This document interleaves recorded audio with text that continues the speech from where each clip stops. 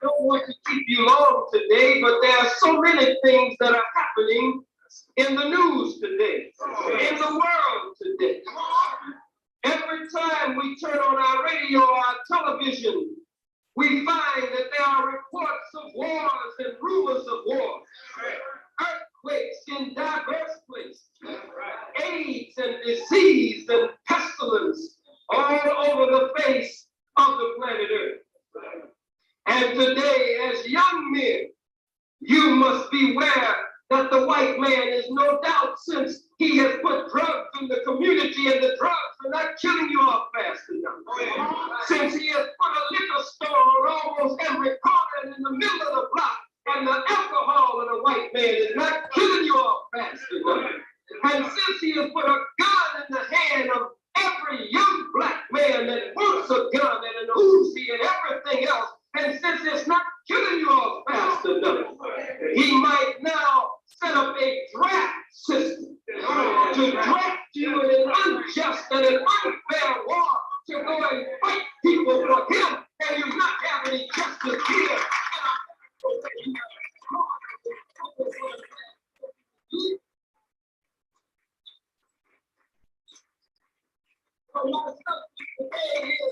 God damn, Uncle Sam.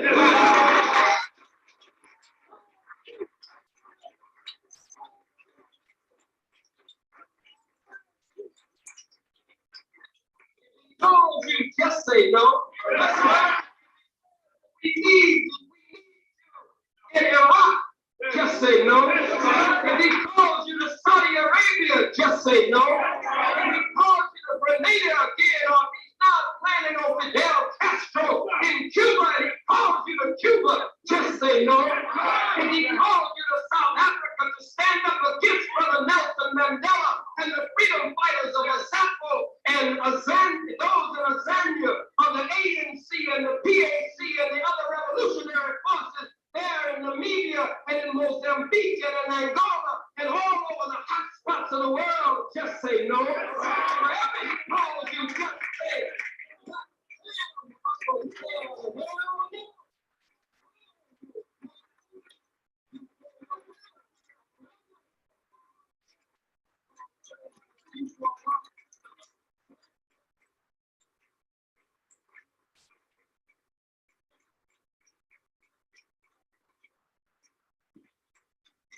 For 100 years, he has robbed us and raped us, robbed us of our name, our language, our religion, our culture, our God, our folkways, our mores, our norms, and the very power of our own being. Broken our will, broken our spirit, dehumanized the black man, emasculated the black man, and dehumanized the black woman and separated the black man from the black woman. So we need a guide for the black woman to understand the black man, and we do need a guide for the black man to understand the black woman. But that guide must come from God on high, and it must come from God's messenger, his representative in the midst of the people. Oh, yes, it's true.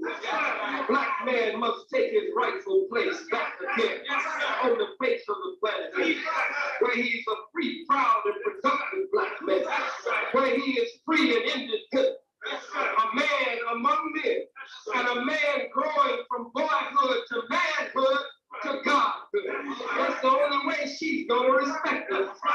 She cannot respect a male who just has the genitalia of male, but she and the gender of male, but she can only respect a man who reflects God in his life. That's the only way she can submit to the powers and laws of God, and the only way you can submit to the power and law of God is when we see that coming from her. Our brother Yusuf Salam, and our other brothers now sitting in a dungeon somewhere, in a jail cell somewhere, because a white woman has been, they say, raped. We are not used to white women being raped. We're used to white women just giving it up. That's the way she is. I missed our lecture last week, but I must share it with you this week to let you know that we need it just as much this week subject last week was the white woman is a bit two-legged dog.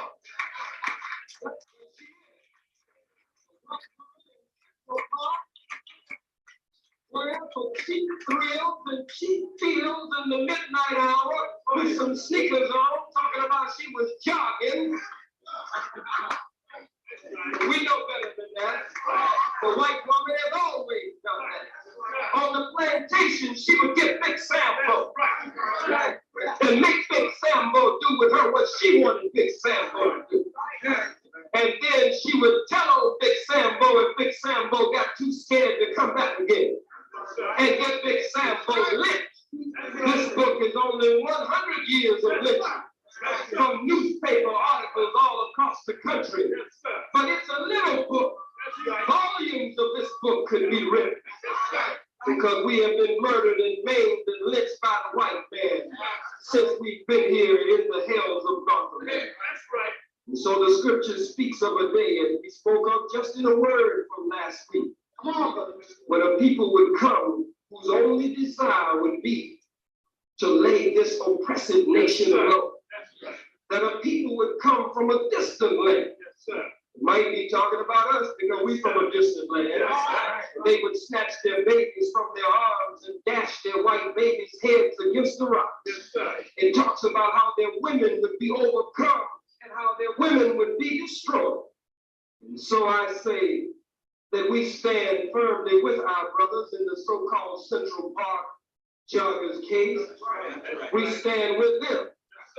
We don't stand with the white woman. We don't stand with the white man.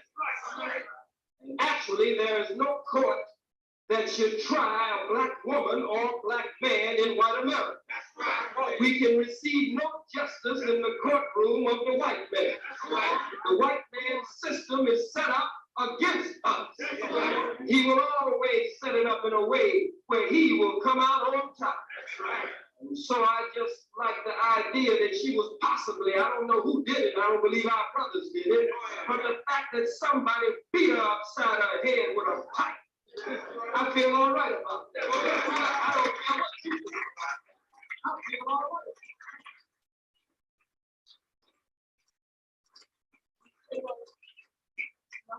Thing to say. You just don't say things like that in this time.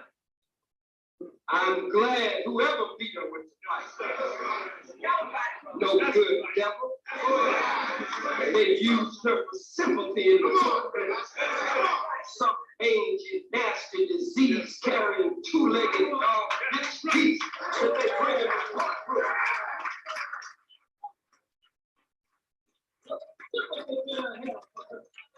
This book talks of many times when they lynched us and we hadn't done nothing to the white woman. How they would take us out of the courtroom and lynch us. Take us out of the jailhouse and lynch us. Take us from the sheriff and lynch us over a white woman. And so now they want to lynch Brother Yusuf Salam and lynch the other brother. We said last week it's nothing but the Scottsboro case all over again. So the smells of Emmett Till and the viciousness of it is the same as of Emmett Till. The substance and the circumstances surrounding it, they're not the same. I feel nothing when white people get what they're doing. The Bible says that there would come a time when all of the sins of their fathers and mothers would be visited upon them for generations in the future. The only problem with the Central Park joggers case is that the dog didn't die in the park.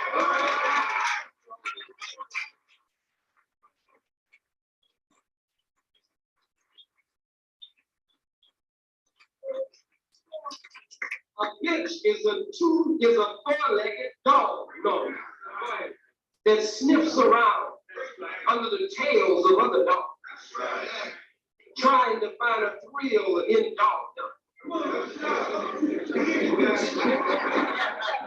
Central Park is dogdom. 42nd Street is dogdom. New York City is dogdom. Yes, it is. So I can't have any feelings for this white woman. My feelings are for her. I consumed with feeling for the black woman. I feel it, but I want to grow.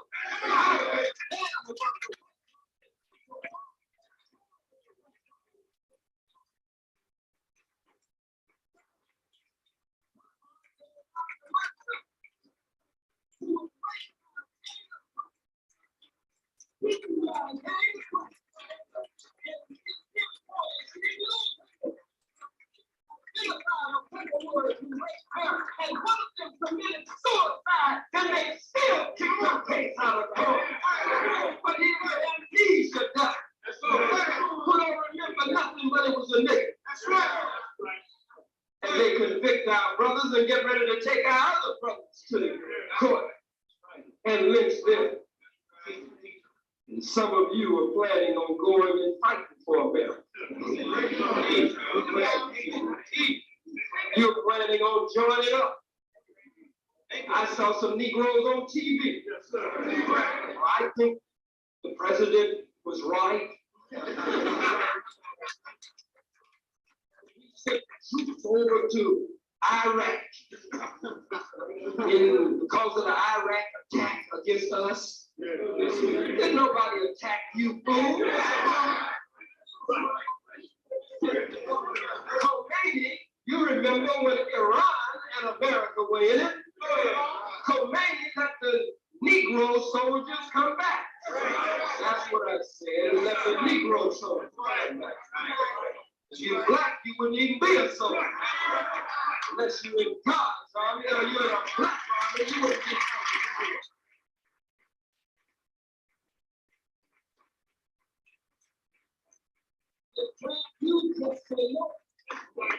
The Honorable Elijah Muhammad did 5 years in federal prison. And it was the draft issue, even though he was a year older than that actual draft cutoff age. He did 5 years in prison. These were 5 of the best years for the Nation of Islam in one sense, though it was painful in another sense, because he laid the base and the foundation for the movement in prison during that time. So if you go to jail, so what? If you go to prison, so what? I've been to jail, I've been to prison, I've been stripped butt naked with chains on my ankles and chains around my waist, chains on my hands. They check every cavity in your body, look out on your tongue and your ears, make you bend over and spread your cheeks and look all the way up in you. But it's nothing but an extension of the slavery process. They go through the same thing.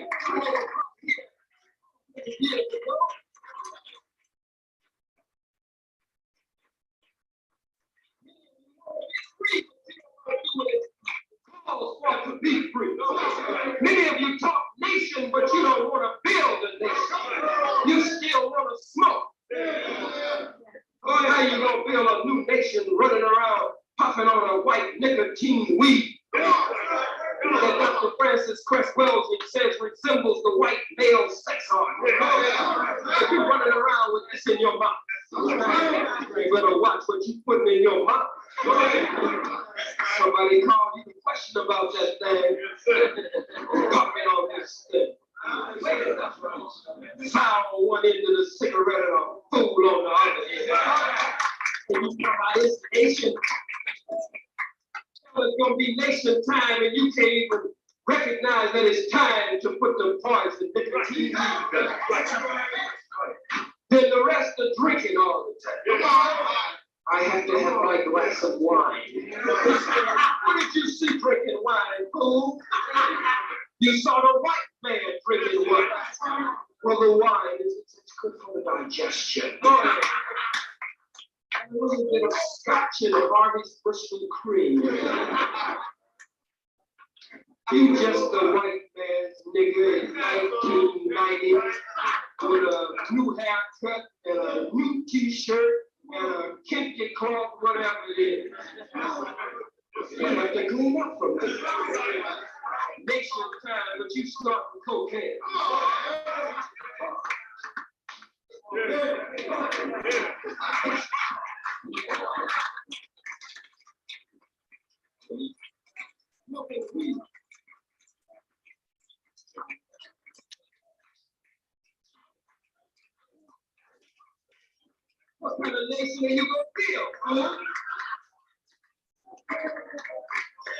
Or you talk black in the daytime and you with a white woman or a white girl at night. Everything you say is black, black, black, but you got white. White men. You set up organizations and you find a way to let white folks in. This is a state of the mind. You out of your damn mind. Blackness is a state of the mind.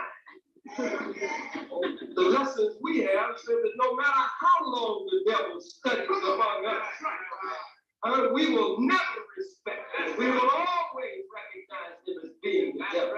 We don't love the devil no matter how long the devil. This is a state of mind. Some white girl put on a kente cloth crown and say bodyguard hotel or assalamu alaikum or jumbo. And you fall for it. Yeah, I gotta be a black white one.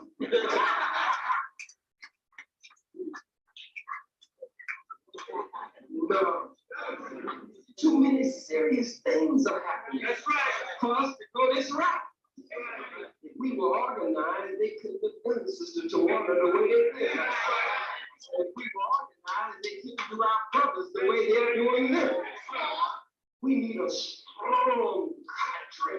That's right. In New York. That's right. Not just the picketed bunch standing around in front of somebody's store picketing them. People don't care nothing about you picketing them. Spike showed you what to do.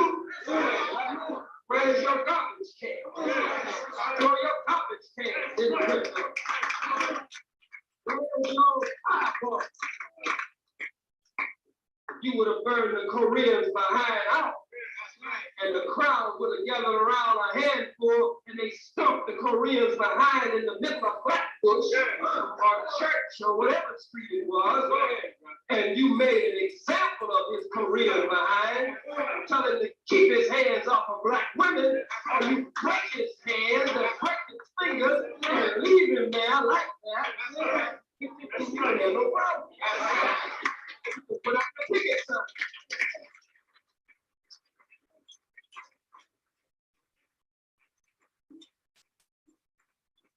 we have got to build that kind of army in New York. A serious army. Not one that when something happens to us, we look for a way to excuse it. Well, it's not time right now. Well, when is it going to be time? Everybody should be scared when they mess over us. Everybody should be trembling when they mess over us. But we have to be organized. Yes, sir. We can't get organized behind just anybody. That's right. There are some leaders, even Muslim leaders, who say we should join the United States military. That's what they say. There's some Muslim leaders who say if America is attacked by a Muslim country or an African country, then they would fight on the side of America against the African country or African nation or a Muslim nation. There are some Muslim leaders who say if you won't carry the American flag, I'll carry it myself. They got some Muslim leaders like that. That's what they call them. No, you gotta say, God damn, I'm excited. That's right. That's right. So Uncle Nowhere. That's right. You're his daddy. That's right. You gonna be his daddy. When I'm going to this war, brothers and sisters, I have to say sisters too. That's right. They used to just draft you. Now they drafting her too. Right. When they call you, you gotta let them know where you stand. Right.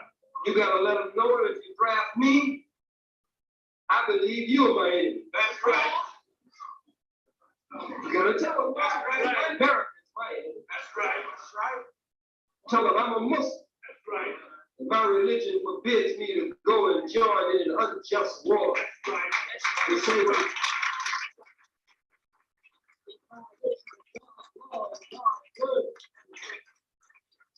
You gotta know what to say. In fact, you gotta know what to do if you are stopped or arrested by these devils. That's right. You can't run off the mouth when the devil gets you. You shut your mouth. You're a soldier. We're at war. We are a captured nation. We have been held in captivity for 400 years in fulfillment of the prophecy of the Bible that we would be in this condition. Genesis, the 15th chapter, the 13th, the 14th, and the 15th verse. And when you are captured by your enemy, behind enemy lines, you only give name ranking cereal. What do you give? Name ranking cereal. That's your driver's license at best. If you ain't got that, that's your dog tag. If you don't have that, it's your ID card. Your New York ID card, your Jersey ID card. That's your name-breaking cereal. Well, what about so-and-so? We're going to kill you, buddy. We're going to put you away, buddy, for life. You're really facing something serious here, guy. They turn the lights on you, jump. Let me have the wild sergeant. You don't say nothing. Nothing. Say, I'd like to see my attorney. Say, we're going to lock you up and keep you there. We're not going to feed you. We're not going to give you no phone call. We're not going to do nothing. You say, come on with it. That's right. Lock me up. I'm not making no statement on faith. I'm not making no statement on video. I'm not signing a nothing. Nothing. What I say, God did. But once you sign it, God has him. You understand? When you are stopped, when the devil approaches you and puts them with his funny sirens, they got to be a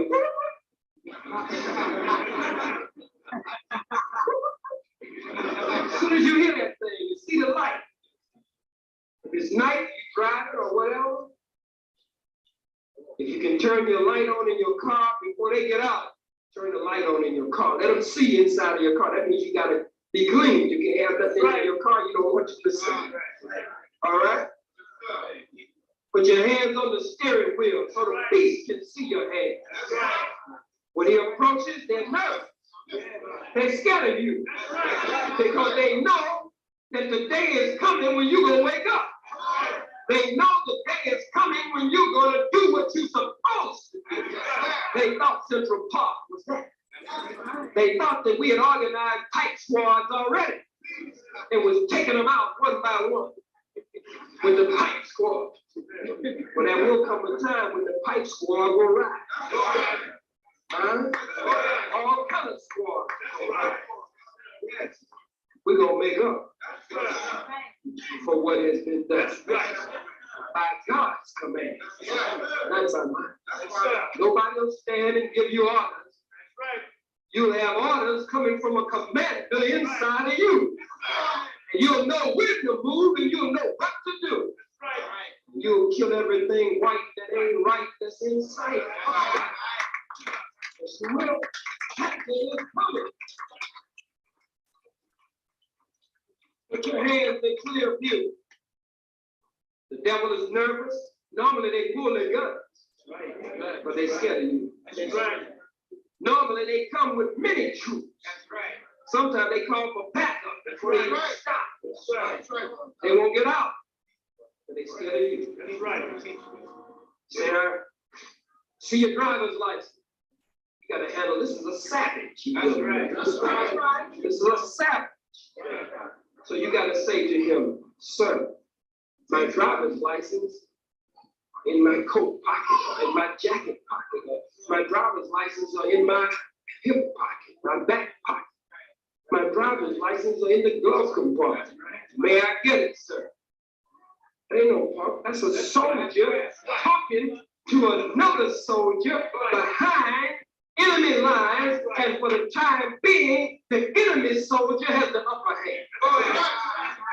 Has the upper hand at the time. And so you say it's in the glove compartment. I'll have to reach in the glove compartment and get it. I have no weapons in the glove compartment. And you slowly reach to open the glove compartment. You open the glove compartment. He's still scared. I will have to reach in the glove compartment to get my identification and registration. There's no weapon, I remind you. That's right. In the glove compartment. Would you shine your light in the glove compartment before I reach in the glove compartment? Right. The devil shines his light. You reach in slowly. Right. Take it out. Get your license. Right. Name, rank, and serial number. Give it to him. We have reason to suspect that you've been involved in a rape in Central Park. We have reason to believe that you so and so, so and so, and such and such. But you start talking. That's right. That's right. That's right. You don't say nothing. That's right. Because when he reads you Miranda, is that what they call it? Yes, sir. You had a right to remain silent, buddy. Anything you say might be held against you in the court of law. That cracker, and anything you don't say might be held against you. So you know anything you say is going to be held against you. You don't say nothing. They arrested me about 80 to 90, maybe 100. FBI, GBI, and some other alphabets I hadn't even heard of. Came out of the trees, out of the woods, out of parked vans, cars from behind the building, automatic weapons, the clicking of weapons. All you could hear was the staccato of guns clicking in the atmosphere. All over the place. Scared to death. The main one almost fell flat on his face, running. FBI, FBI, hands in the air, get your hands in the air. That's the way they come.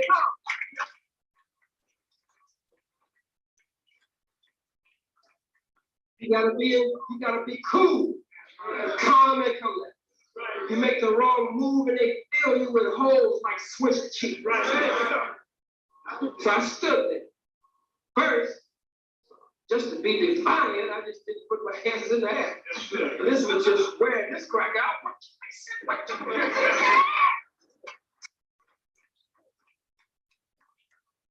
Let us go off.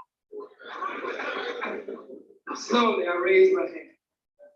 I guess he almost said, damn. To shoot this figure with his hands, he might do it. But then you don't give up no information or nothing. Where you coming from? Sir, am I under arrest? Ma'am, am I under arrest? Where you going? Am I under arrest? If they say no, you say, sir, if I'm not under arrest, I'm not under obligation to answer any questions.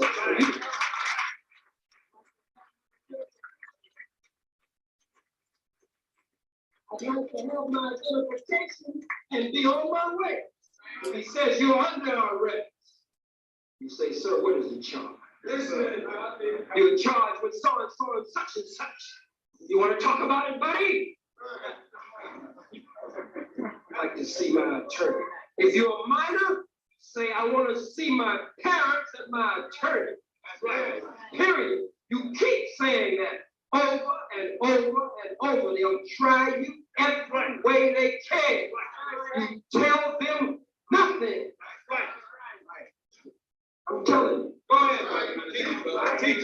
I'm not telling you to go out and beat white women in the head with pipes, but if you beat them in the head with the pipe, don't say nothing. Go ahead.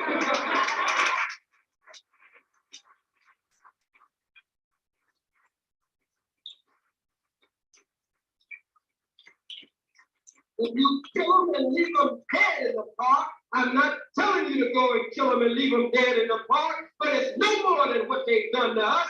And if you kill them and leave them in the park, don't say nothing. Don't give up no information. Nothing.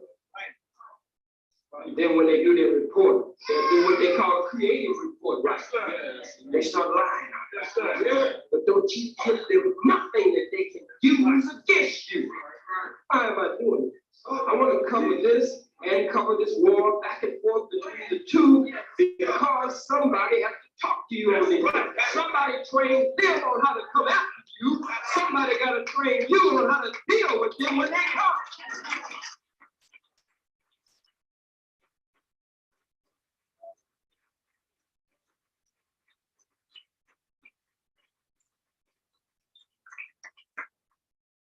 You may not be at war, but you definitely in war.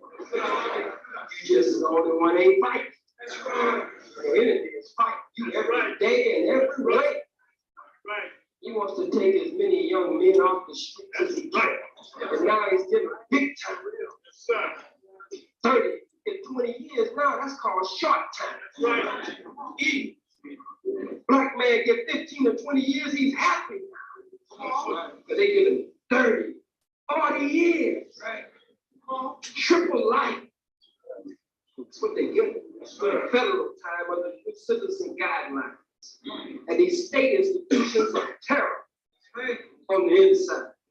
That's what's happening in Rikers. The conditions at Rikers and the disposition of the minds of those who are over them at Rikers. Even one of their commissioners was talking about it recently in the news, pointing to the condition in Rikers and putting the blame partially on them where it belongs. Remember, sisters and brothers, you are soldiers. You are a captive nation or a captured nation that has been held here for the past 400 years against your will. You are behind enemy lines. I don't care how beautiful Times Square looks. You're behind enemy lines. I don't care how the Great American Adventure Park looks, or whatever they call the park where you go and ride on the super duper twister mister and all that stuff. I don't care how it looks, you are behind enemy lines. Your babies will be born behind enemy lines. You are still in captivity. You have been robbed of your name, your language, your everything, and you wear that of somebody else. It's no time to play games. I can't play the game of leadership. I can't get you to come and follow me because I'm building myself up as some kind of leader, unless I'm going to take you to the real. You understand? You can't decide to go and jump with anybody and everybody just because you know that we need leadership today when you know who you should be with. That's right. You say, well, I don't like the way the thing is set up. I don't, much of whatever you don't like with the Nation of Islam, you're the missing link. That's right. Whenever you come and bring what you have and bring others like you, we got the right teaching. We got the right teacher. We got the right program. Nobody can touch the Honorable Minister Lewis. Put them all together.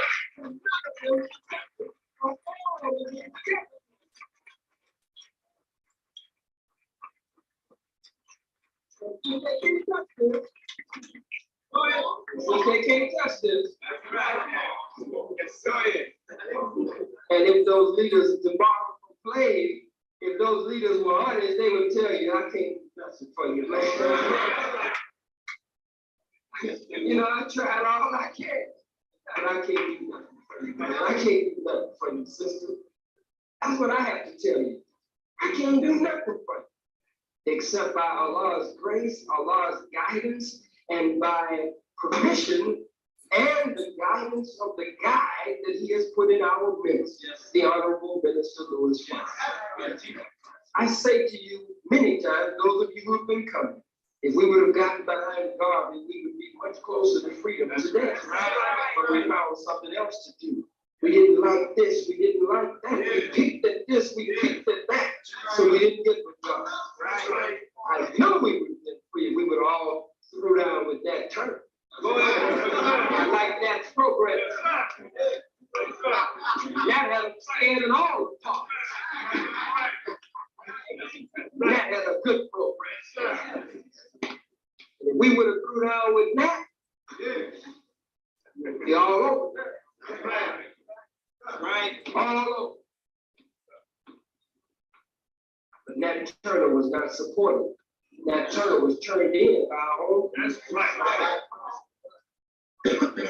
We never throw down about that. We didn't lock in with Malcolm. Come on. Malcolm is dead and gone. That's right. His memory lives on. That's right. His legacy lives on. The lessons that he left for us to learn from, they live on. But Malcolm is gone. I was with, it was a rare occasion for me with his wife just the other day.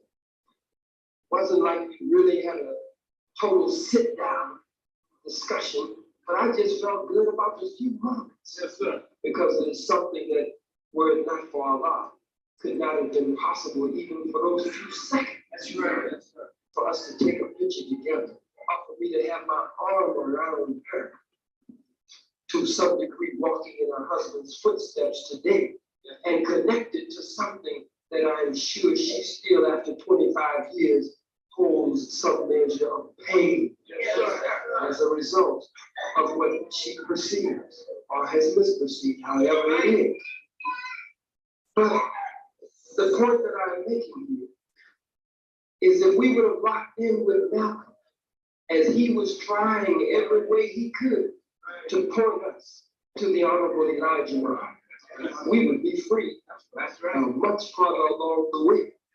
Today, you can't make the same mistake. That's right.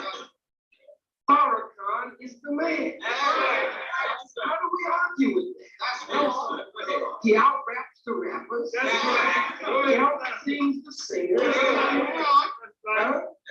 In terms of action, he out-acts the actors. And he's stronger than the athletes. He's wiser than the leaders that are out there. He has a track record of many decades of work, and he has not betrayed us anywhere along the way, nor has he deviated us anywhere along the way. All of it has been used to make him a bigger and a greater and a stronger man in our midst. How do you get around him? Good question. You think of that. Think about that for a second or two. We don't automatically take the side of the Arabs in the Gulf, and we want you to understand that. First of all, we understand that it was the Arabs who broke our backs during the Arab slave trade that weakened us for the American white man and European. And the one who calls himself an Arab today is not the true Arab. That's right. He is an imposter perpetrator. You are the real. He's a European, a Johnny-come-lately, that came to that area and controls our oil and our wealth in that part of the world today. But you are the real Arab. You are the real Hebrew. Not that European that has taken over that area and set up an illegal, illegitimate nation called Israel. That's right. We don't automatically take their position, but when it comes to an enemy against America, we have to take the side of the enemy that is fighting America. And then we settle our differences with that enemy later on. But the Bible says, God speaking, I will give nations for your right. He will commit whole nations to war just to weaken powers that be, so that we will ultimately, we who are his chosen, will ultimately be in position to take our divine role and responsibility over that he has ordained for us. So he pits enemies of ours, one enemy, a small or little enemy against a big enemy. He'll pit big enemies against big enemies. But I want to say this. America, I do not believe, can win the war against Iraq. You can tell America knows that she can't win the war. He is literally Iraq. And America is deploying soldiers. What's this guy's name? George. You know George. George is at Kenny Bunkport. Doesn't that sound kind of funny? This guy's at Kenny Bunkport. It just sounds kind of sweet. Giving orders from Kenny Bunkport. And he's deploying troops day and night. All of this overkill. But we've seen this before. That's right. What about the troop build-up for Vietnam? Did he win Vietnam? Did he leave it honor or shame at this rate? France went up against little Vietnam. Did France win? England went up against little Vietnam. Did England win? No. Because the Vietnamese had a fierce determination to defeat this white man. The Vietnamese built underground tunnels like ants. And they conducted their activities underground. White man be walking the GI with his uniform on top of the ground. Viet Cong in a hole underground, here him walking on top, walk and crawl through the hole, wait for him to get to the hole and grab him and stash him down in them holes. And he never come back up again until they sent him back up so mutilated and so messed up until it psychologically would wipe his other comrades in that particular platoon or battalion or company or whatever it was, wipe them out psychologically. That's the way the Viet Cong fought this cracker. That's the way you're going to fight him. War is coming in this country. War is coming in this country where the color of your skin will be your uniform. It's definitely coming in this country. And we are not going to lose. Because God is on our side and will create the circumstances to give us the advantage over our enemies. Let me tell you. You cannot fight an enemy at home the way you fight an enemy abroad, and I'll be through it in a few minutes. Come on, America can't fight us at home the way America would fight Saddam Hussein in Iraq, or Ho Chi Minh at that time in Vietnam. You just can't fight an enemy at home the way you fight an enemy abroad. There's certain things you can't do to an enemy at home. And we are the most fierce enemy that the white man has. We know it better than anybody else. We know where all of his nerve centers are. And in most cases, he's got us with uniforms on in key positions. That's right. All over the place. I mean, it's real crazy. He did this with the Vietnamese and lost. And now he's doing it over with the Iraqis. And he will lose. But either way it goes, we can't lose. Though we have feelings for the Arab people that are now set upon by this beast. But we will have to settle our score with them later and further down the line. So brothers and sisters, again, if you are called for the war, make sure that you get some advice. Make sure that you do not put yourself in a position where you'll come back in a pine box. That's right. If they really get into this thing, a lot of American soldiers are going to lose their lives. And you're not even an American, so you shouldn't be a soldier for America. Saddam Hussein might let you come back home, like Khomeini did, but he might not let you come back. So don't go over there counting on Saddam Hussein sending you back home, saying that you're not the true American the way Khomeini did. Khomeini was merciful. He said these Negroes are deaf, dumb, and blind with these uniforms on. Send them back home and let's keep the white ones hostage because they're the real Americans. He had that kind of understanding.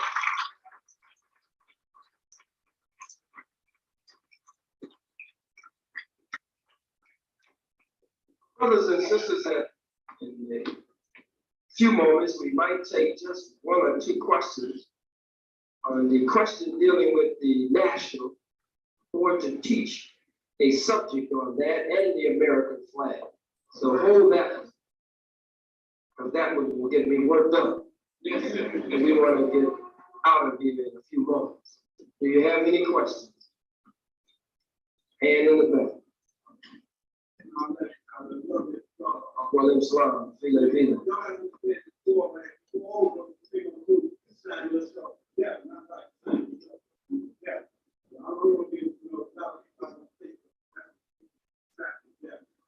that walk. Brother said, you sign up, you sign yourself into debt. Right. You're absolutely right. Let the white man fight his own war. Our war is right here. And he's our number one enemy. Right. Yes, sir.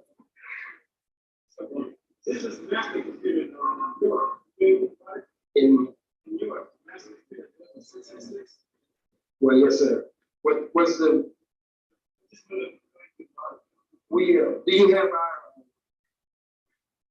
lecture on 666, the mark of the beast? Do you have that lecture for you? Check with them before leaving, and it will tie right in with it and everything. Are they in with sisters also? Yes, ma'am. One of them.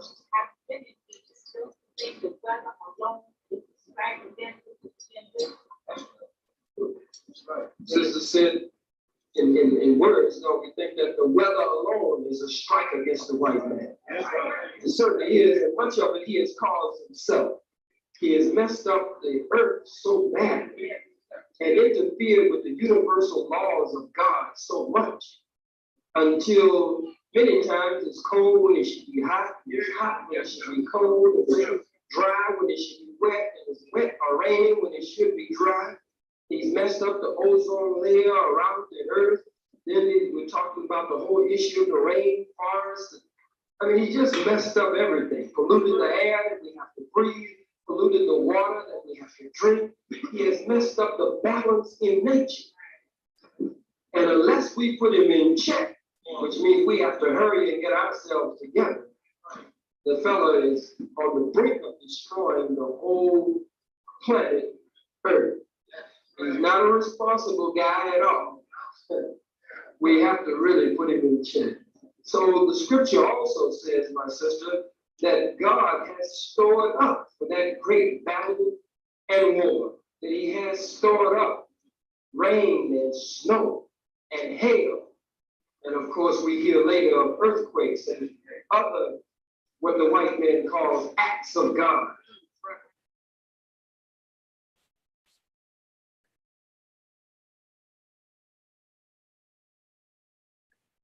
That will be used to bring him down. So yes, the weather and all of it will be used in the destruction of the white man. Guess what?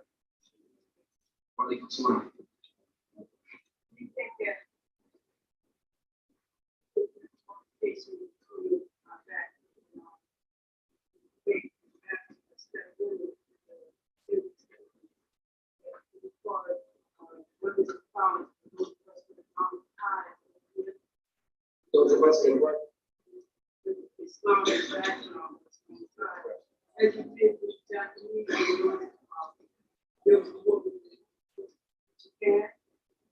Very good question, very good point. Sister is saying because of the war that has been declared against the Muslims in the Gulf region, particularly surrounding Iraq and Kuwait, do I feel or do we feel that similar to what happened with the Japanese when America went to war with Japan, that America set up internment camps or detention camps or concentration camps for the Japanese inside of America to make sure that the Japanese did not start a fifth column movement inside of America? Do we feel that America, in words, would do the same thing with Muslims inside of America? Well, in my judgment, that possibility is stronger than just possible. Right. He's probably planning something like that anyway. Right. In fact, we are taught that there will come a day when we will have to go underground. That's right. The Quran speaks of a day when we will have to close our doors and go into our homes. That's right. But there will be an underground movement. We just have to make sure we've done everything that we're supposed to do before that day comes. But very definitely, sister, it should bring pressure to bear against Muslims inside of America with him fighting Muslims outside, especially radical revolutionary Muslims. Right. The Muslims who are reactionaries, who are more in line with America and under the thumb of America and the control of America, he will probably attempt to use them against the radical, revolutionary, and upright and righteous Muslims, as you see him doing over there right now. He got all the reactionary Muslims together. Only Gaddafi, that's right, stood up. That's right. With Saddam Hussein open. That's right. Against all the other Arabs. Gaddafi said, I'm with him. That's right. And the people in Libya started signing up for a volunteer people's army to go and join their Arab brothers in Iraq. See, that's the way to do it. That's right. But when you're afraid of the enemy, and when your enemy attacks your brother or your sister, you back away the way they did when the enemy was attacking Minister Farrakhan. Right. And all the Negro leaders ran scared of Minister Farrakhan. Right. They did the same thing with Dr. Martin Luther King. That was a time when the Negro preachers didn't touch Dr. Martin Luther King. They said Dr. King was a troublemaker. They said we had this thing all worked out. Till King, till Martin started causing trouble. Martin started causing trouble. He got us all in trouble. So they wouldn't let Martin in the church. Martin couldn't preach from their pulpits. Kept him out of the church. You know, they hated Martin because Martin, even in the fact that we don't agree with all of his philosophy and tactics, Martin Luther King was sincere. Martin Luther King was dedicated. Martin Luther King loved his people. He just judged the white man by his own good heart. And you can't make that mistake with this devil. But they hated Dr. King for standing up and challenging the white man. That's right. So these Negro preachers banned against Dr. King. Yes, they did. And the civil rights leaders, some of the key ones were preachers and still are banned against Dr. King. That's right. So that's the way the Arabs are doing over there. And that's the way they'll get many of the Muslims to do inside of America, to join with them against the Honorable Minister Louis Farrakhan, who is the strongest Muslim leader in America, the strongest black leader in America, the strongest leader in America, period, be it black or white, and the man who is born for this time. Can't we build a mass movement in New York around the leadership of Louis Farrakhan?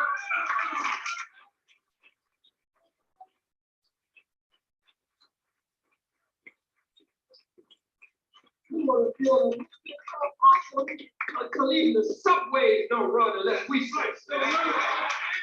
You just treat us in the subways. Everything stops. There's no subway driver would have a nerve to get on there and ride on the train. Everything stopped. We gotta build that. That's right. We're at war. This is not just about white shirts and bow ties. This is not just about white dresses and headpieces and grenades and wraps and beautiful colors. All that's fine. This is serious. You're the most serious people around. That's right. It's true. That's right. And you're among some of the most serious in America or in the world that has the nerve to stand up and challenge the white man. That's right. He's awesome. Right. But you have decided to stand up and challenge him. That's right. And stand with the God who has come to destroy. You've decided that. That makes you the most dangerous. And that makes you public enemy number one.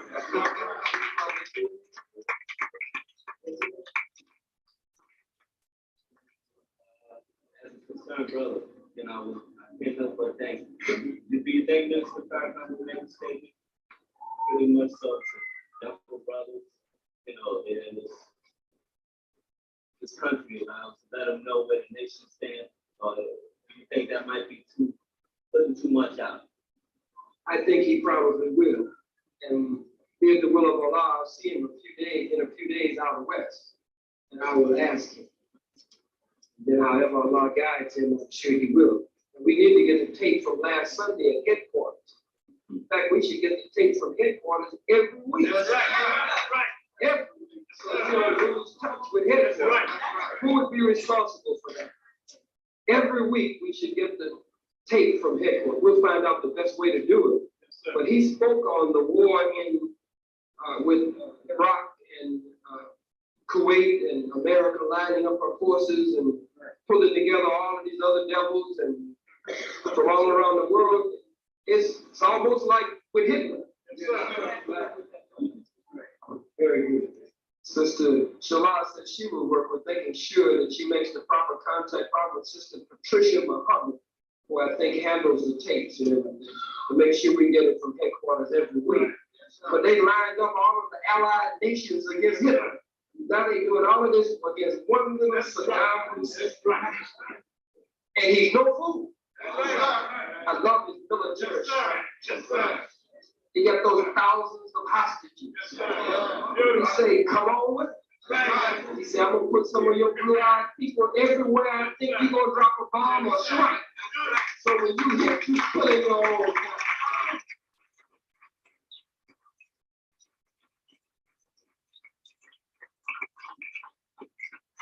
Big military strategy. Actually, he has the white man in checkmate right now. We gotta start a new game to take this game to another level. They look pretty bad for him at first. He said, hey, I got something to bargain with. See, Bush made a big mistake. Bush committed himself and committed his troops before he made sure to secure the white American nationals who were trapped in Iraq and Kuwait.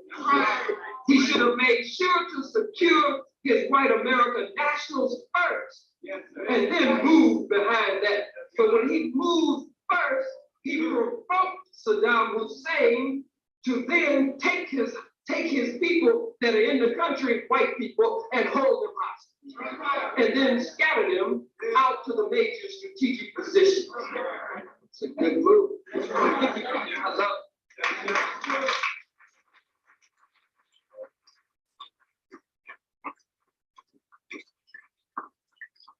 Good idea.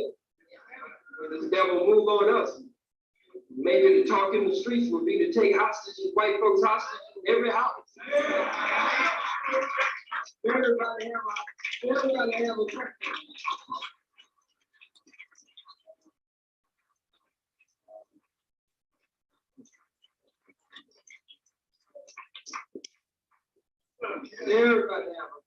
And we all got us a hostage. And we shoot, kick the door down and shoot in here. We got Operation Human Shield. They really not human. Operation Devil Shield. Take our hostages, fight me to talk. I'm not suggesting that. It sounds like a good suggestion. I don't know where it came from.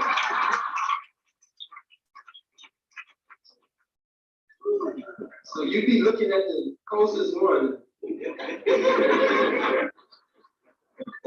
about when he moved on us to attack us. This is self-defense.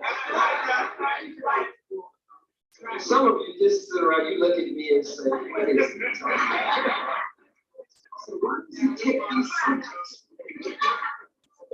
So why don't he just stick to the student enrollment and the actual facts?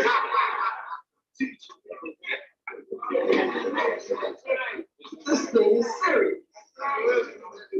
I only said, don't be upset with me. I only said that it might be the talk on the streets that as Saddam Hussein took hostages in Iraq, that he might have to get you off too. White people get the stoplight, you just jump in the car.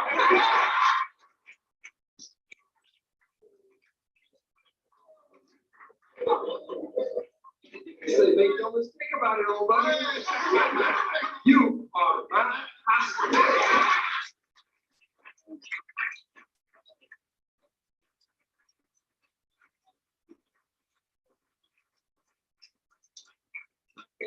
Everyone should take one home with them.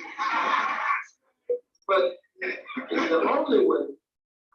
Yes, sir. If the brothers and sisters from Move would have had some white hostages in there, they wouldn't have opened fire on food the way they did. If the Black Panther Party would have had some white hostages in there, on them, the way they opened fire on them. This Saddam Hussein is giving us some good lessons. It's not coming from me. I'm just studying the way this thing is going. War is coming in the streets of the world. It is. We're going to have to go through the Red Sea. War, bloodshed, and revolution before Pharaoh Bush's army is drowned in the Red Sea here in America. And before we can go to the promised land. Yes, sir. Promised what? Land. Did you say promised sky? No. Promised what? Land. And heaven is in the what? Hereafter, right? Not the there, but the hereafter. It's called the promised land, not the promised sky. Got it? Any more questions so we can let me get sister right here.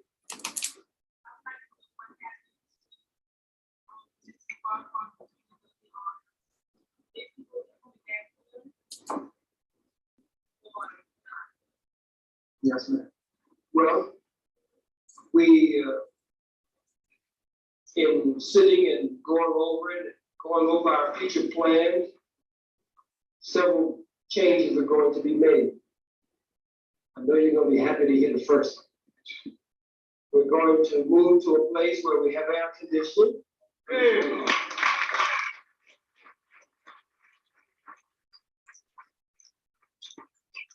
Move to a place where we won't have to have the brothers and sisters on closed circuit in other rooms and auditoriums. We can all be in the same auditorium. We're going to move to a place that's not falling down. Yes, sir. All right? Yes, sir. Bathrooms are brand new and clean and ultra modern. Everything is new and surroundings all around us. Most pleasant for us to invite and bring our people out. We're moving next door.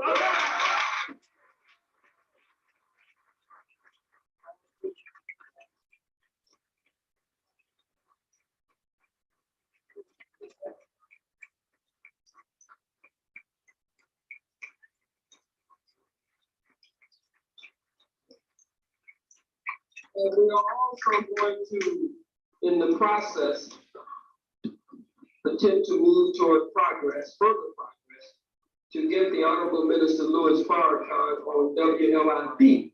If you support Minister Farrakhan on LIP, won't you?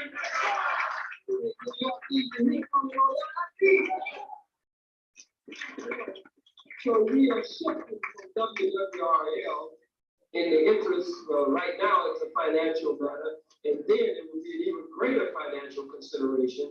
But we believe that other mosques or temples, mosques in the region will assist us with our radio broadcast. So even though it will be more money, we just got to get someone, hopefully today someone can be assigned who will go to WWRL and get all of the specific information on WWRL, how many watts, and what the range is, and what it, both of them, WWRL, and how many cities, reaches, and states, and they get the same on WLIB. And then we will sit and compare the two. But we actually want to be on LIB no matter what. So there are moves where we're leveling off. Everything is going to cost more money. It will cost more money to be in the new building next door. But we will get more of our people, we'll be more comfortable, we'll be happier. Everything will change for us. So these are two major steps that we're working on where LIB is concerned and moving the mosque next door. Are there any other questions? Yes, ma'am.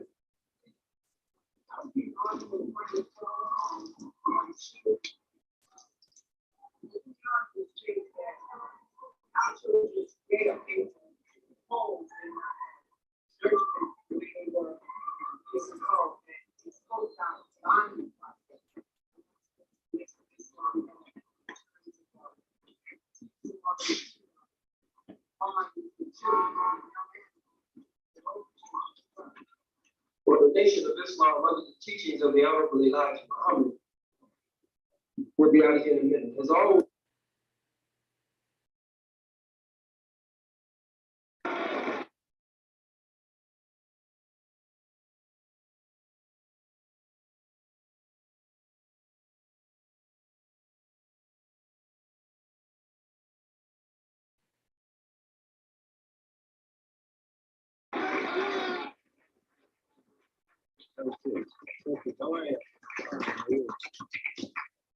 This is Khalid Muhammad, former national representative of Mr. Louis Farrakhan of the Nation of Islam. Mr. Muhammad is the man who made so many of the front pages of America's newspapers with a speech at Kane College, which so many people called anti-Semitic and a lot of things. At the very least, racist. You remember the comment? He picked up the Pope's dress, and let's see what's under that dress.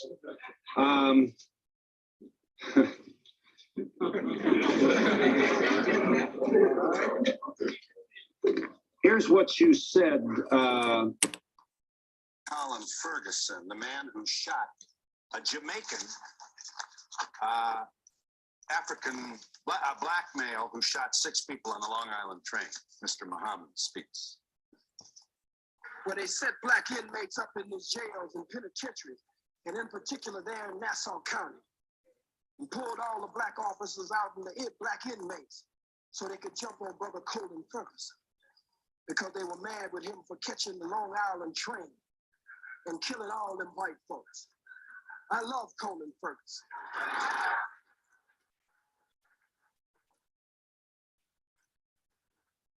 No official position, so I can say I love him. You love a man who randomly killed 6 people on a commuter train? I love Colin Ferguson just as much as the masses of white Americans love General Schwarzkopf, General Westmoreland, General Patton, General MacArthur, and Eisenhower. America awards her killers, and they get ribbons and stripes and bars. I'm sensitive to the pain and suffering of the loss of life on that train, but I'm one of the rebellious slaves. And so when black people stand up out of pain and suffering and frustration, I understand after 500 years.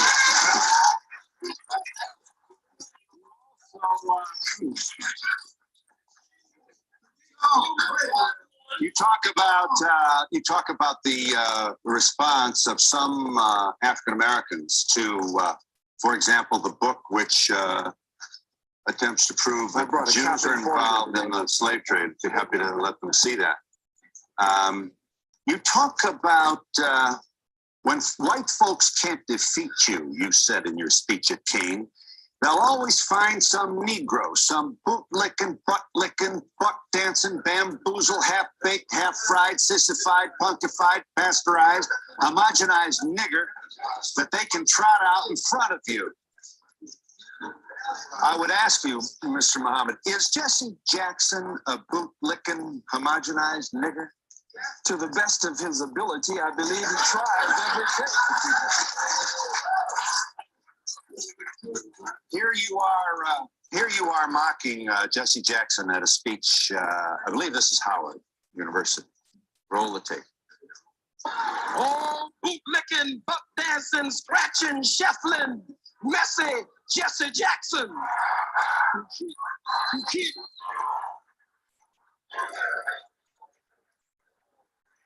I am a somebody. I am a somebody to keep hope alive. I am a somebody. I don't rightly know who the hell I am, but I am.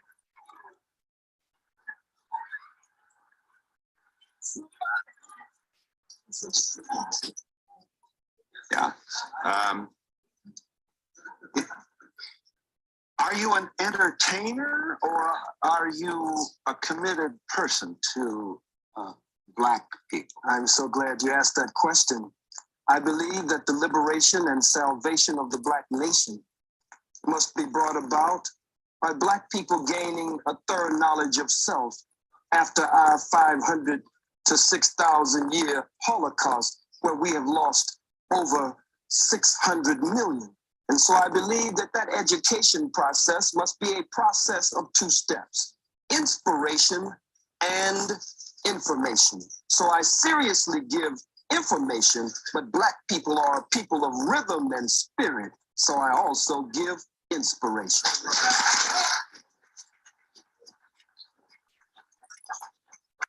From your speech at Kane College in 1916, Chief Luthuli, the head of the ANC, received a Nobel Peace Prize. You reported to your audience, reminded them, for nonviolent struggle.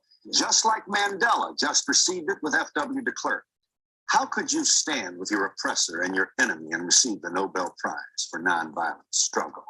You do not support then Nelson Mandela's strategy in the struggle to free Black people in South Africa? Let us first of all be very clear here, Phil. Nelson Mandela is my brother. So he is Jesse a member of the family, and so is Jesse, and Jesse is a very brilliant man. We just want him to return home and stop being used by the enemy and the oppressor against his people. Now back to Brother Nelson Mandela. And certainly we can never mention Nelson without mentioning Winnie Mandela.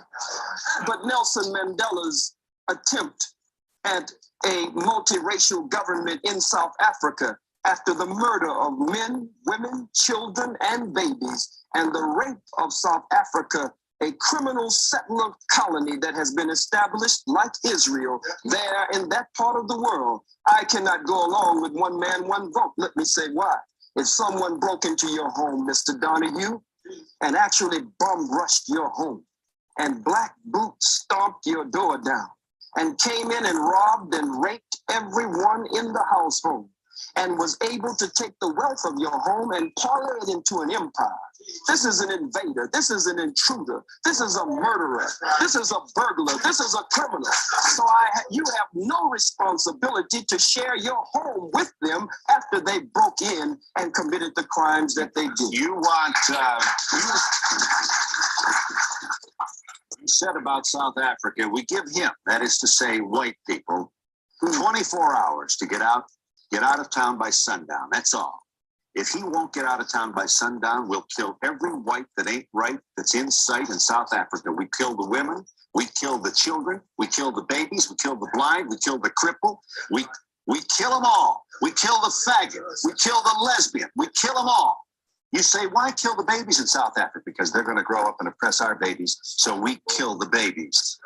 Are you seriously presenting yourself as a man interested in the future of your people with this kind of rhetoric?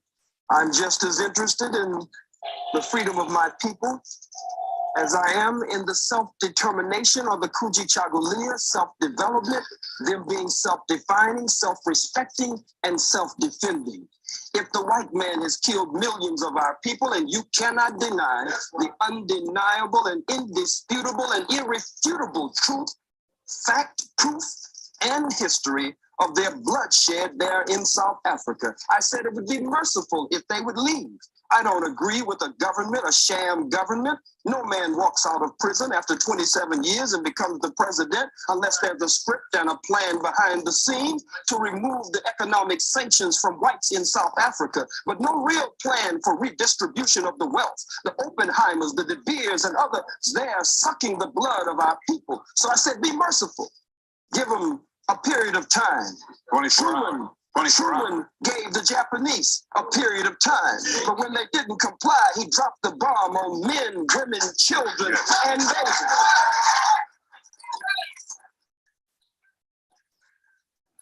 No apology for that. I believe that the invasion of South Africa was an act of unprovoked war. One nation against another nation, and nations must fight for the self-determination. They had no business there, Mr. Donahue. Yes. Would you like to see Aristide return to Haiti to his rightful, duly elected position as president? From what I have learned and studied of President Aristide, from what I can see and those I've been privileged to talk to who are close to him, he appears to be a very sincere man. He appears to be a man who really loves our people there and wants to see our people breathe free and correct the problems that colonialism and other disruptions is very definitely at the root of. However, Phil, I do not want to see my beloved brother, President Aristide, returned to Haiti by the power of a Bill Clinton. Because if Bill Clinton can help to return him there, he will always attempt to be the puppeteer who will pull the strings and try to dictate to my brother how he should carry out the affairs of government there. Mhm. Your comments appear to bespeak a position, a political position in which you have no interest at all in reaching out and hoping and working for a multiracial community of harmony and peace. Am I correct in saying you have forsaken that idea? My arms are tired, Phil. We've reached out for 500 years. Too late now. We faced tanks. We faced water hoses and cattle prods. Vicious dogs bit the breast of Black women off in those protest marches of the civil rights movement. Vicious four-legged dogs sicked on us by two-legged dogs, bit into the groin and the private parts of Black men, women, and children. So, Mr. Donahue, I believe that the white man is absolutely disagreeable to live with in peace, and that no one has been able to get along with him nowhere on the face 196,940,000 square miles of the planet Earth. And so you will continue this rhetoric. You will continue And action. And action. Action. What kind of action? Strategy to affect what in the United States of America? Let's start with us. No wise general sits with a representative of the opposition to discuss battle strategy and battle plans before the entire world. I don't think that would be wise. But the mission of the most honorable Elijah Muhammad and the mission of my spiritual father, the Honorable Minister Louis Farrakhan, whom I love very much, and I want to be in that number when he takes 1 million Black men to Washington, D.C. to call for reparations and justice. Their work is a work of liberation and salvation. Their work is a work to raise the mentally and spiritually dead Black man and woman after we have been robbed of our names, our language, our religion, our culture, our God, our folkways, mores, and robbed of a power, the power of our own being. Lift up the Pope's skirt to see what's under there. This is high school stuff. Words like faggot. It's an immature sort of failure to really get out of the old Beavis Butthead kind of environment. Certainly you can't be proud of this kind of language that you use. Well, if it is high school, then the Bible, listen for a second, the Bible speaks of lifting up the skirts of the garment. Oh, I'm surprised that you feel. It's a metaphor. It's symbolic language. I'm not at all interested in what is under the Pope's clothes. I'm not into that. It's a metaphor.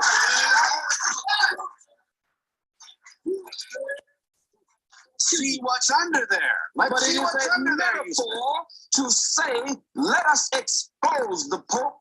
According to H. Shelton Smith, President Emeritus of Duke University, in his book entitled In His Image, quote, the Catholic Church and the Pope were directly involved in the institution of slavery. They financed slavery and gave the okay that it was good business to sell Africans. Lift up the skirts of his garment so that we can see the shame and reveal what has been hidden, but it has nothing to do with sexuality whatsoever. What do you suspect has been hidden? I believe that it has been perpetrated to lift up his skirt to discover what it might be. Well, we're saying lift up the skirt again. I don't believe you're missing what I'm saying. Lifting up the skirt again, as the scripture says, raising the skirts of the garment. I'll say it once more for you, and only once more. Has to do with revealing the history, the hidden history. When you lift up someone's garments, then you show their shame. You show up their private parts, that which they normally hide from the rest of the world. I'm not dealing with organs under the garment. I'm dealing with the organ of slavery and those parts that have been kept private from the masses of the people. We are in New York City with Muhammad.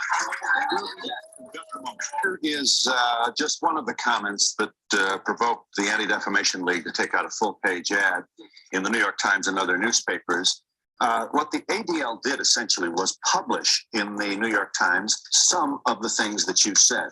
Here's a part, this is an audio tape of a part of your speech to King College last November that created such furor. Khalid Muhammad speaking. The hook-nosed, bagel-eating, locks-eating, imposter perpetrating a fraud, Johnny come lately, just crawled out of the caves and hills of Europe, wanna be you. Not presuming you haven't been asked this before, but may I ask you kindly to speak to the loved ones of Schwerner and Goodman, who died with one of your brothers, Cheney, buried in a shallow grave in the South in the middle of the Civil Rights Movement, because this black man was seen with two white Jews down there causing trouble, trying to promote the civil liberties of your people. Two Jews found in a shallow grave. I happen to have met the mother of one of these very brave people. And when she sees this, we can only speculate what must go on in her heart. You would want to say what to her? I don't have anything to say to her. You just condemned all Jews with that observation, with this alliterative kind of Jew bashing that so excites your largely male audiences. Well, I wonder why.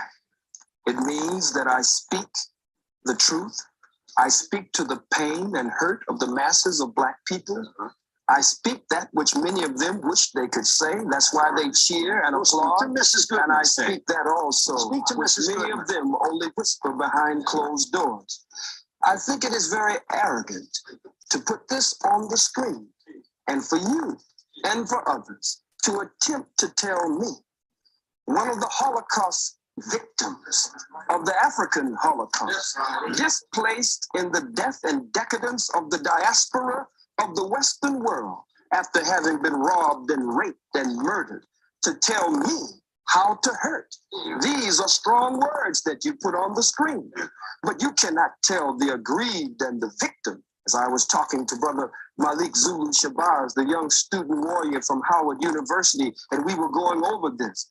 We said, how do they expect to tell we who have suffered so much how we should speak? When you're hurt, you'll say faggot, you'll say cracker, but you don't want to give me time to say where these terms came from and how they apply to your people here in America.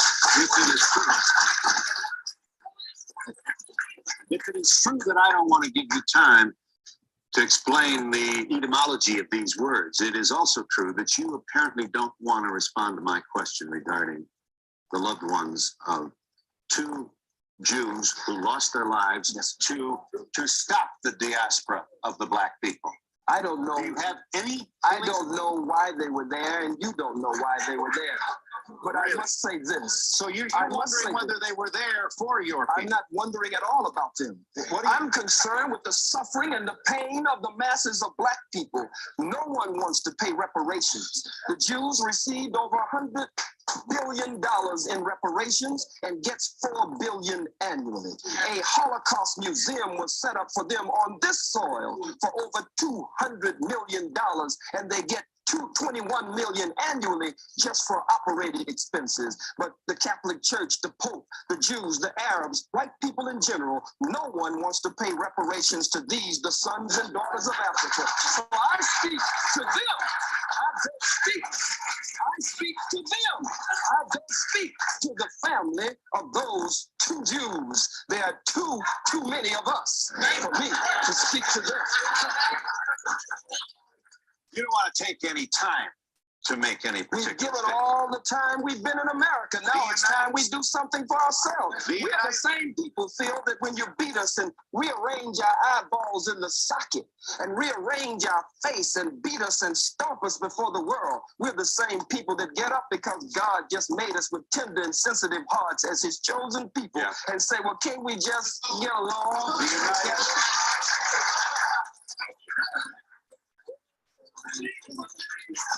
The United States House of Representatives, in an unprecedented action.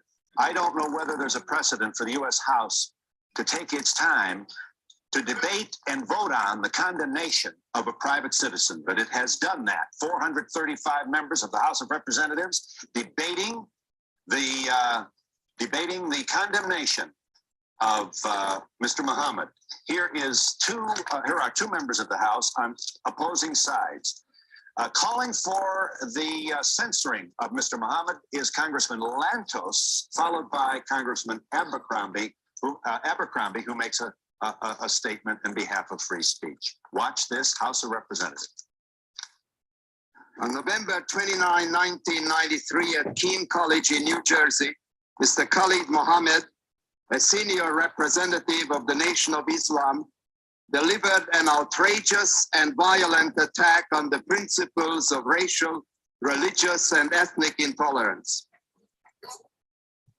His attempt to incite violence by preaching bigotry and hatred must be swiftly and forcefully condemned by this body. Governmental sanction against any speech, objectionable as it may be, is always suspect. The Constitution has proven to be our strongest safeguard against the Mohammeds of the world. Let us respect and revere the Constitution of the United States and vote down this resolution. Congressman Abercrombie's position did not carry. The final vote by the House of Representatives on the matter of condemning Mr. Muhammad was 361 yea, 34 nay. You have, sir, been condemned by the United States House of Representatives. I assume you are flattered by that action.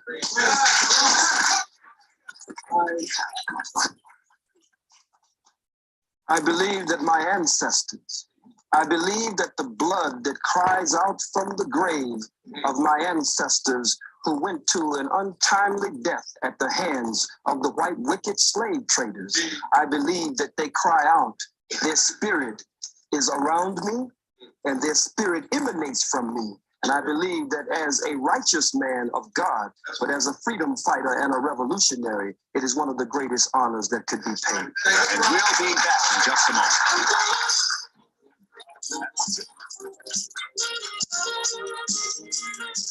One question for the white audience that's watching this. A lot of times they ask, what can they do to help this situation? And I feel that they should go over to their people and represent this issue the same way this brother puts his life on the line for us. They should be doing the same thing, because otherwise it's going to be a one-sided view. They need to reach their people as well. Yes.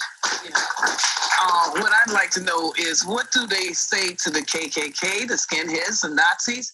They're so worried about this one brother. What about them? Well, I don't know whether you want to suggest that all white folks support the KKK. Well, enough of them do. Yes.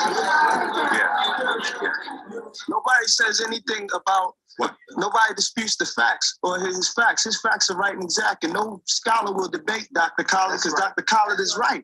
I'm going to answer that lady's question. Half of the white population does not support KKK. But this gentleman up here is throwing prejudice towards white people only, and it's unfair. Yeah. Yes, my thing is, if what he's saying is not true, let's bring somebody forward to prove him to be a liar. Muhammad, can you please tell me why it's blacks who are killing hundreds of thousands of blacks in Rwanda and other places? And can you please tell me why from Haiti, blacks from Haiti are just risking their lives to come here to the United States of America?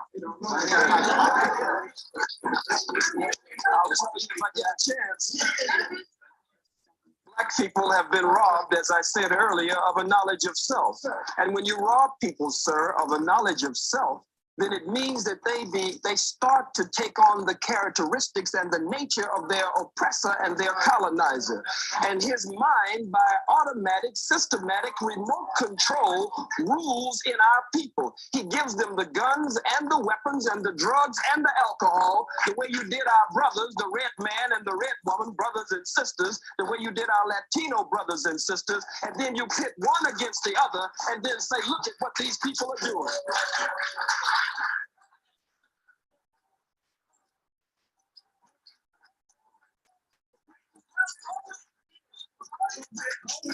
Yes, Adolf Hitler perpetrated the Holocaust. May I have your attention, please? Thank you. Adolf Hitler perpetrated the Holocaust on 11 million people that died, 6 million of which were Jews, 5 million were others. Am I to understand that you would very much support his way of doing things, and him for that matter?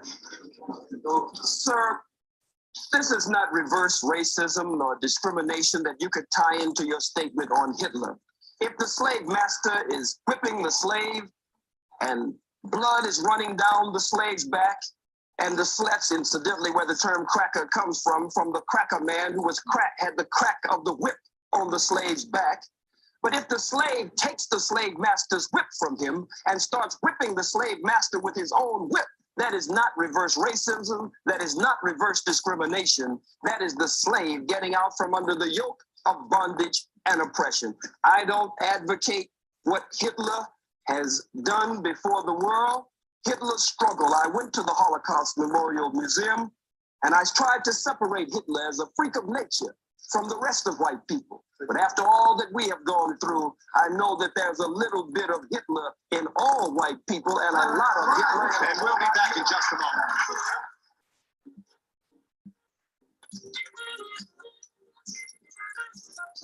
To the Jewish brother up there, well, not brother, but the Jewish man. What about Goldstein, who slaughtered 39 Palestinians and became a Jewish hero?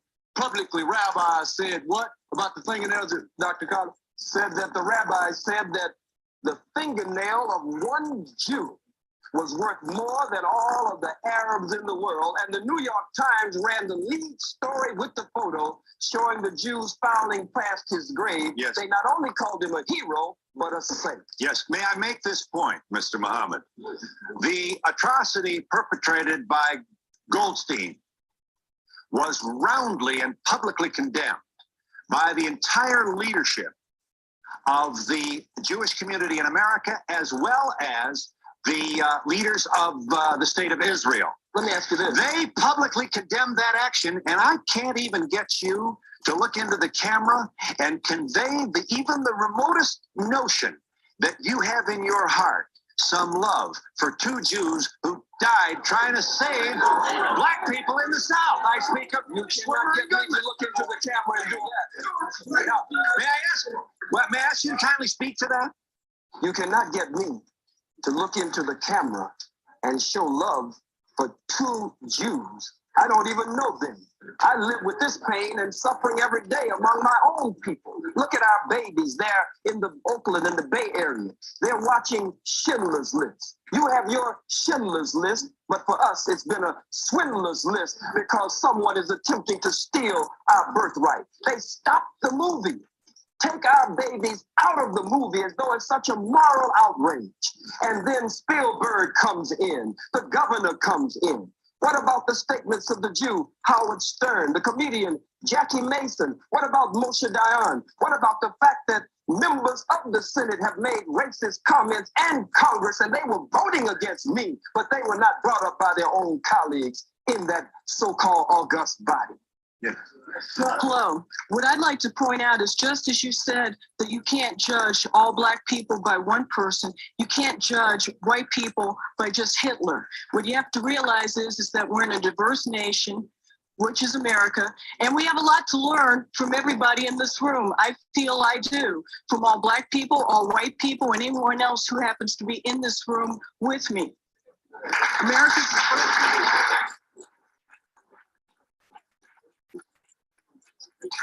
Yes, sir.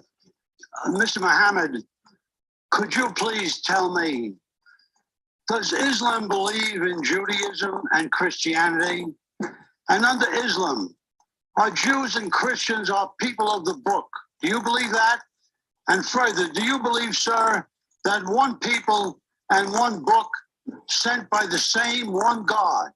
And you referred to the people up front that they are your brothers. Is it possible, Muhammad, Mr. Muhammad, that I am your brother also? And is it also possible that we are brothers truly responsible for each other? Is that possible? The Holy Quran says that the messenger of God believes in what has been revealed, and so do the believers. And I am a believer. In Islam, we believe in one God whose personal and proper name is Allah subhanahu wa ta'ala. And that one God, we believe, sent all the prophets and the great ones in the great line of divine, and we believe in all of the revealed scriptures. I don't know you, sir. I could feel that if you were attempting to live according to the law of God, then you might be my brother in the faith, but not my brother by nature. Mr. Muhammad, are you aware, Mr. Muhammad, that the courts-martial system on or about or in or about World War II condemned many Black sailors for their involvement in handling munitions, where many of them died as a result of their handling these munitions? Would you believe, Mr. Muhammad, that the Jewish war veterans that I'm proud to represent took this issue on, and we have condemned the United States Navy as it relates to the deaths of these sailors, and we have condemned them for their continuance dishonorable discharge of these Black sailors? I ask you, Mr. Muhammad, what have you done on this specific issue? Well, it's kind of difficult to believe you on anything, but I would say this, that I do know that during that same war, that America was, as is today, so racist until the German officers, when they were captured, could eat in the same mess hall and have the same accommodations as the white American officers. But the Black troops were segregated, couldn't come into that mess hall unless they were scrubbing the floor and washing dishes. So it was a white man honoring another white man, though one was American and one was German, and they were supposed to be enemies. There was still a tie that was able to bind the two together. And we'll be back in just a moment.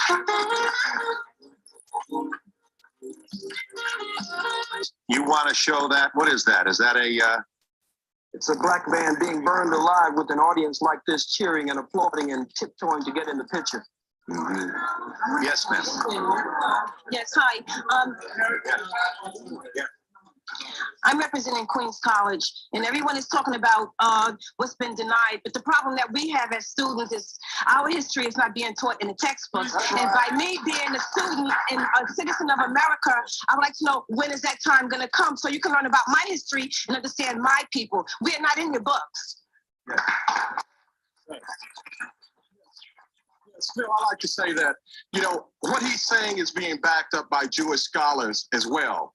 This is not only the information that Khalid has. Jewish scholars have the information. I'm from Fort Worth, Texas. He came to Fort Worth, Texas, where the police department is killing Black men wholesale. 6 Black men have been killed in less than a year. But through his effort, there's been a change on the gang members' part in our community. So we appreciate Brother Khalid.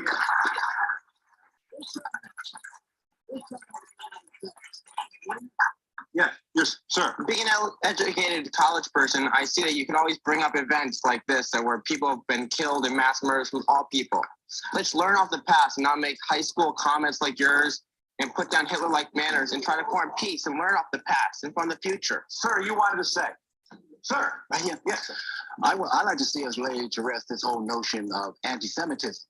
The one thing that is an incorrect statement, because the whole idea of a Semites were people who lived in Southwestern Asia, including Northeast Africa and the Arabian Peninsula, who spoke Ugaritic, who spoke Ge'ez, who spoke Ethiopic, who spoke Hebrew, who spoke Arabic. Those are our people. We are a Semitic people. Therefore, we cannot be anti-Semitic.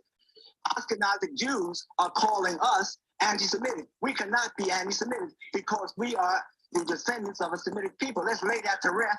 That was a weapon in the hands of the Jews since 1870. They used it against other people, but it doesn't work against people in Northeast Africa. Thank you. I can't believe exactly what I'm hearing. We went to war in World War II to fight for the freedom of speech. We didn't fight for freedom of speech of hatred. Many of our members, I'm the National Commander of Jewish War Veterans, and over 50,000 of our men died. They're fighting for your right to speech here now. I don't understand why you come out with such hatred. Phil, excuse me, Phil, Mr. Muhammad. Sir, you make me sick to my stomach with that. Because at the same time that you were fighting, you were not fighting for the freedom and independence of black people. Soldiers, black soldiers in segregated companies lost their lives on foreign soil there, but would have to come back and fight just to get a bite to eat and not have to go to the toilet on the side of the road somewhere in the bushes. So you're nothing but hypocrites, and you won't pull that small time stuff over on me.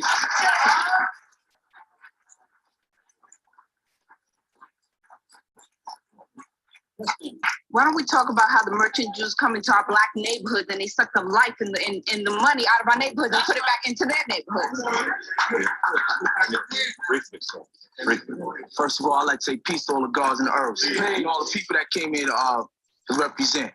Brother Khalid is definitely a true warrior in the cause of black struggle. What I'd like to say as a young black youth is that I feel that America has subjected me to a Holocaust. You understand? From all my ancestors all the way back to even right now, Rodney King, the brother Staten Island, all we've been subject to is death and destruction here. And as far as Jewish people in the Bible, it say that ye are of the synagogue of Satan. And I'd like to ask you people, why do you feel that you have cornered the market on sympathy? And why can't you feel the pain of the black Holocaust? Why do you think that when we say the black Holocaust, that it's some blasphemous statement? I'd like for y'all to address that. Yeah. All right.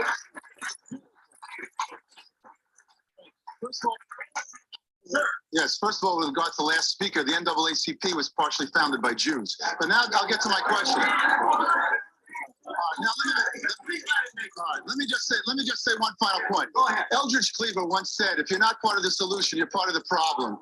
And I'd like to just end this show, hopefully, by some positive note and ask Khalid if perhaps he'd tell us what his real agenda is. Is it just to go out and try to talk about hating people? Or are we going to have a race war? Or are we going to have cooperation? We're going to try to work together. Thank you for the question. I'll give you an opportunity to answer that question when we come back in just a moment.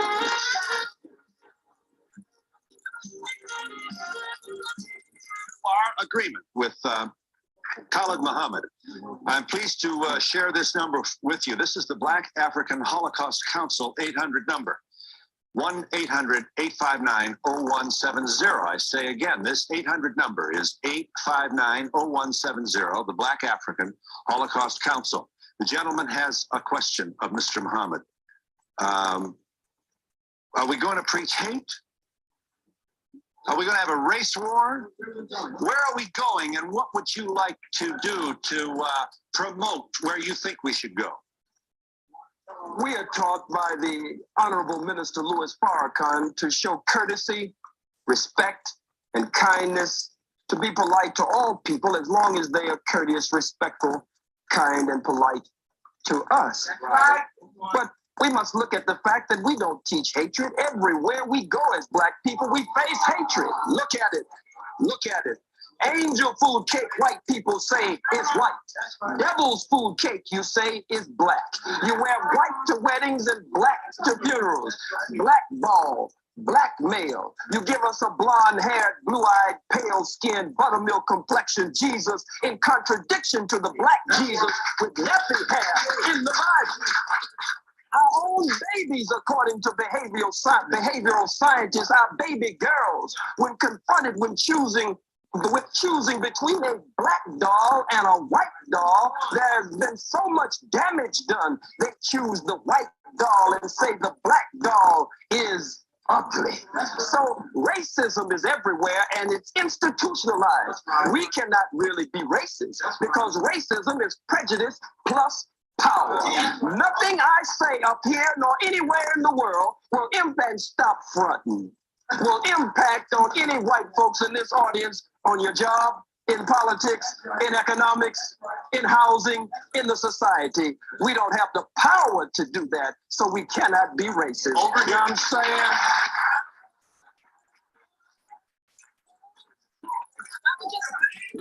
Yeah, I would just like to say to this gentleman, I would like to say to this gentleman and all other people who are not blessed with melanin at this point in time, to understand that what has happened in our history is that you have been misinformed as much as we have been misinformed.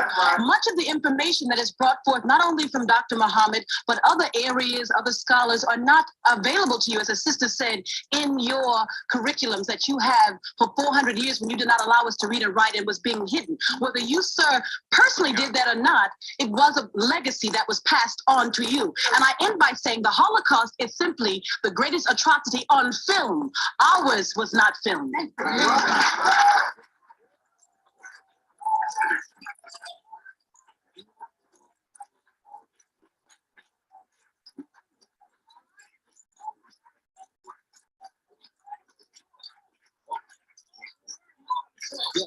I don't understand Islam. I am a Christian. May I have your attention, please? Certainly. But I am a Christian, and you mentioned Jesus. Let's go back historically and see what Jesus did. Jesus died for me, and he died for you. Jesus is a God that loves all men, and all men are created equal. I just wanted to answer the gentleman over here's question.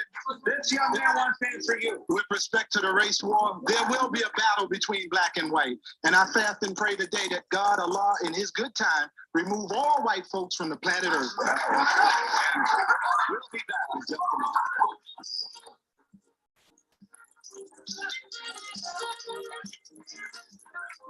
The gentleman over there made a incorrect statement. That really was not necessary. That's all. Okay. Yeah. I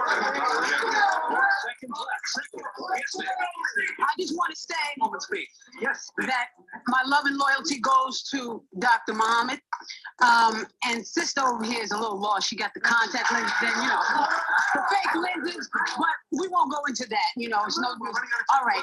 My point is, there is, you know, we seem to be attacking issues that really have no relevance. This is one man making a statement that is factual, like brothers and sisters said. These are in the books written by Jewish scholars, not by him.